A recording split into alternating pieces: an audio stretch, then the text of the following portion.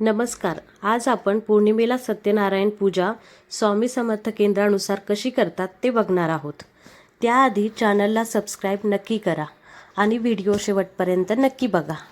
सर्वात आधी ज्या ठिकाणी आपल्याला पूजा मांडायची आहे ती जागा छान स्वच्छ करून त्यावर चौरंग ठेवा. चौरंगावर लाल, पिवळा किंवा पांढऱ्या रंगाचा कपडा टाका. त्यावर आपल्याकडे सत्यनारायण फोटो असेल तर तो ठेवायचा आणि मध्यभागी गहू किंवा तांदळाने स्वस्तिक काढून घ्या. त्यावर आपल्याला ठेवायचा आहे एक तांब्या. त्या तांब्यामध्ये तांब्या भरून पाणी भरायचं आहे. त्यात आपल्याला एक सुपारी, तांदूळ, 1 रुपयाचं नाणं टाकायचं आहे.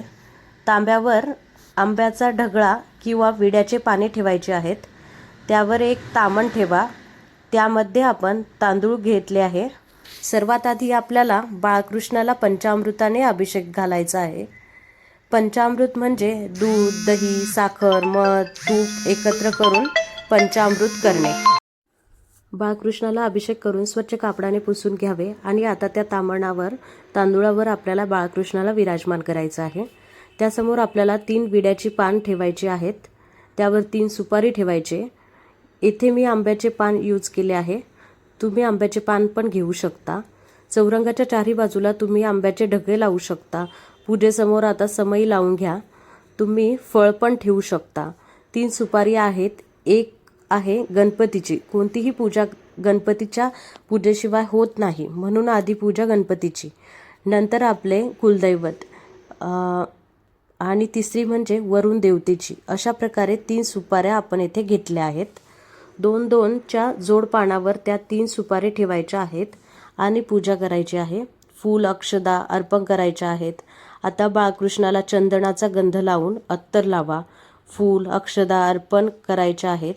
दिवा, धूप, अगरबत्ती लावून घ्या. शक्य झाल्यास सत्यनारायण पूजेला तुपाचा दिवा लावावा, थोड्या वेळासाठी का होईना. नंतर त्यासमोर पाण्याचा चौकोन काढायचा आहे आणि त्यावर नैवेद्याची वाटी ठेवायची आहे. सत्यनारायणला आपल्याला शिऱ्याचा नैवेद्य दाखवायचा आहे आणि तो प्रसाद फक्त घरातल्यांनीच खायचा आहे. नैवेद्यामध्ये तुळशीचं पान ठेवायला विसरू नका. अशा प्रकारे आपली पूजा येथे संपन्न होत आहे.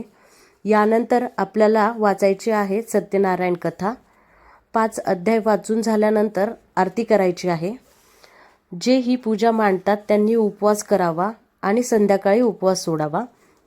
पौर्णिमेच्या दिवशी भगवान विष्णूच्या सत्यनारायण रूपाची पूजा केल्याने सुख, शांती आणि समृद्धी प्राप्त होते. दुःख, शोकांचा नाश होतो आणि इच्छित फल मनोरथ पूर्ण होते. हे व्रत धनधान्य वाढवणारे आणि घरात सकारात्मक ऊर्जा आणणारे मानले जाते. व्हिडिओ आवडला असल्यास चॅनलला सबस्क्राईब करा. धन्यवाद.